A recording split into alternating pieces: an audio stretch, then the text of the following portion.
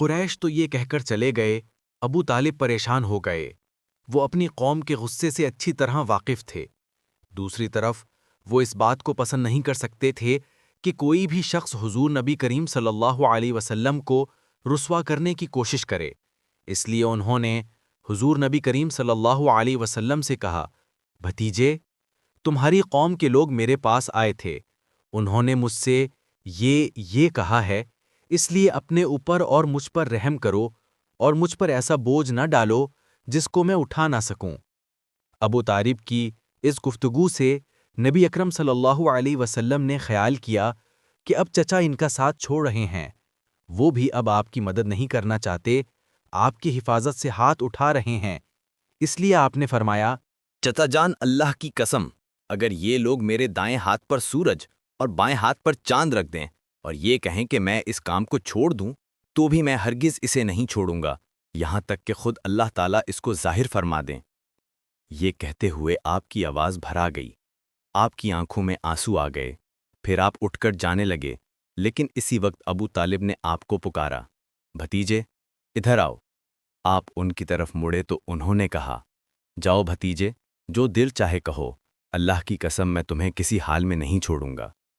جب قریش کو اندازہ ہو گیا کہ ابو طالب آپ کا ساتھ چھوڑنے پر تیار نہیں ہیں، تو وہ عمارہ بن ولید کو ساتھ لے کر ابو طالب کے پاس آئے اور بولے، ابو طالب، یہ عمارہ بن ولید ہے، قریش کا سب سے زیادہ بہادر، طاقتور اور سب سے زیادہ حسین نوجوان ہے۔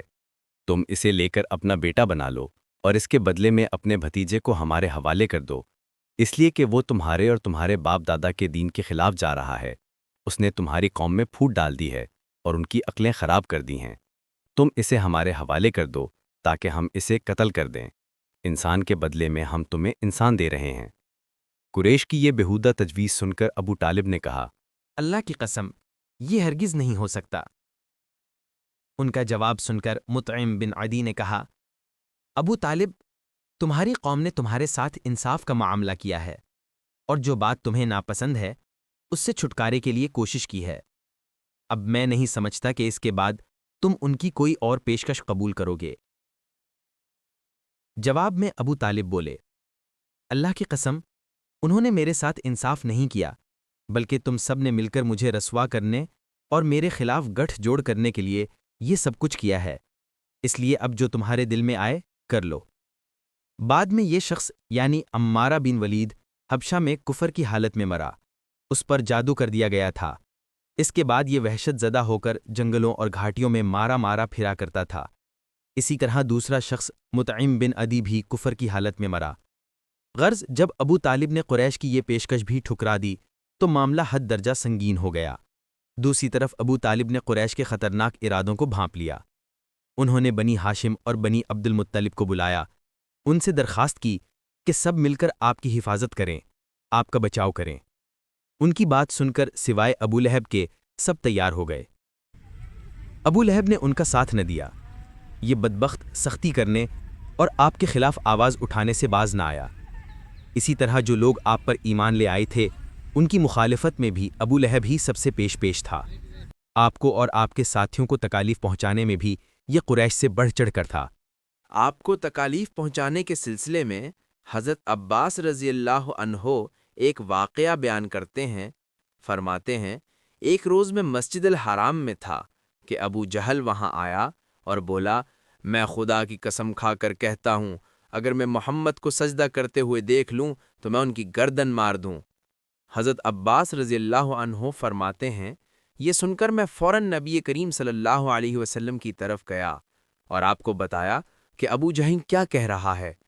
نبی اکرم صلی اللہ علیہ وسلم یہ سن کر غصے کی حالت میں باہر نکلے اور تیز تیز چلتے مسجد الحرام میں داخل ہو گئے، یہاں تک کہ گزرتے وقت آپ کو دیوار کی رگڑ لگ گئی۔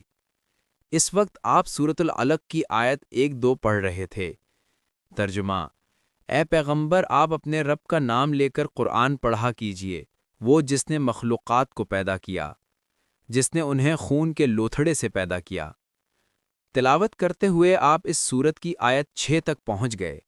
ترجمہ: سچ مچ بے شک کافر آدمی حد سے نکل جاتا ہے، یہاں تک کہ آپ نے سورہ کا آخری حصہ پڑھا جہاں سجدے کی آیت ہے، اور اس کے ساتھ ہی آپ سجدے میں گر گئے۔ اسی وقت کسی نے ابو جہل سے کہا، ابو الحکم، یہ محمد سجدے میں پڑے ہیں۔ یہ سنتے ہی ابو جہل فوراً آپ کی طرف بڑھا، آپ کے نزدیک پہنچا، لیکن پھر اچانک واپس آ گیا۔ لوگوں نے حیران ہو کر پوچھا، ابو الحکم کیا ہوا؟ جواب میں اس نے اور زیادہ حیران ہو کر کہا، جو میں دیکھ رہا ہوں، کیا تمہیں وہ نظر نہیں آ رہا؟ اس کی بات سن کر لوگ اور زیادہ حیران ہوئے اور بولے، تمہیں کیا نظر آ رہا ہے ابو الحکم؟ اس پر ابو جہل نے کہا، مجھے اپنی اور ان کے درمیان آگ کی خندق نظر آ رہی ہے۔ اسی طرح ایک دن ابو جہل نے کہا، اے گروہ قریش، جیسا کہ تم دیکھ رہے ہو، محمد تمہارے دین میں عیب ڈال رہا ہے، تمہارے معبودوں کو برا کہہ رہا ہے، تمہاری عقلوں کو خراب بتا رہا ہے اور تمہارے باپ داداؤں کو گالیاں دے رہا ہے۔ اس لیے میں خدا کے سامنے عہد کرتا ہوں کہ کل میں محمد کے لیے اتنا بڑا پتھر لے کر بیٹھوں گا جس کا بوجھ وہ برداشت نہیں کر سکیں گے۔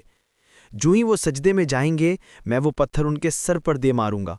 اس کے بعد تم لوگوں کو اختیار ہے، چاہو تو اس معاملے میں میری مدد کرنا اور مجھے پناہ دینا، چاہو تو مجھے دشمنوں کے حوالے کر دینا، پھر بنی عبد مناف میرا جو بھی حشر کریں۔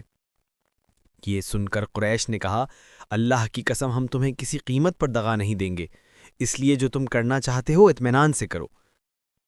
دوسرے دن ابو جہل اپنے پروگرام کے مطابق ایک بہت بھاری پتھر اٹھا لایا اور لگا نبی اکرم صلی اللہ علیہ وسلم کا انتظار کرنے۔ ادھر نبی اکرم صلی اللہ علیہ وسلم بھی عادت کے مطابق صبح کی نماز کے بعد وہاں تشریف لے آئے۔ اس وقت آپ کا قبلہ بیت المقدس کی طرف تھا۔ آپ نماز کے لیے رکن یمانی اور حجر اسود کے درمیان کھڑے ہوا کرتے تھے، کعبے کو اپنے اور بیت المقدس کے درمیان کر لیا کرتے تھے۔ آپ نے آتے ہی نماز کی نیت باندھ لی۔ ادھر قریش کے لوگ اپنے اپنے گھروں میں بیٹھے انتظار کر رہے تھے کہ دیکھیں آج کیا ہوتا ہے، ابو جہل اپنے پروگرام میں کامیاب ہوتا ہے یا نہیں۔ پھر جو ہی آپ سجدے میں گئے، ابو جہل نے پتھر اٹھایا اور آپ کی طرف بڑھا۔ جیسے ہی وہ آپ کے نزدیک ہوا، ایک دم اس پر لرزہ طاری ہو گیا، چہرے کا رنگ اڑ گیا، گھبراہٹ کے عالم میں وہاں سے پیچھے ہٹایا۔ ادھر پتھر پر اس کے ہاتھ اس طرح جم گئے کہ اس نے چاہا ہاتھ اس پر سے ہٹا لے، لیکن ہٹا نہ سکا۔ قریش کے لوگ فوراً اس کے گرد جمع ہو گئے اور بولے، ابو الحکم کیا ہوا؟ اس نے جواب دیا، میں نے رات کو تم سے جو کہا تھا اس کو پورا کرنے کے لیے میں محمد کی طرف بڑھا، مگر جیسے ہی ان کے قریب پہنچا، ایک جوان اونٹ میرے راستے میں آ گیا۔ میں نے اس جیسا زبردست اونٹ آج تک نہیں دیکھا۔ وہ ایک دم میری طرف بڑھا جیسے مجھے کھا لے گا۔ جب اس واقعے کا ذکر نبی اکرم صلی اللہ علیہ وسلم سے کیا گیا تو آپ نے فرمایا، وہ جبریل علیہ السلام تھے، اگر وہ میرے نزدیک آتا تو وہ ضرور اسے پکڑ لیتے۔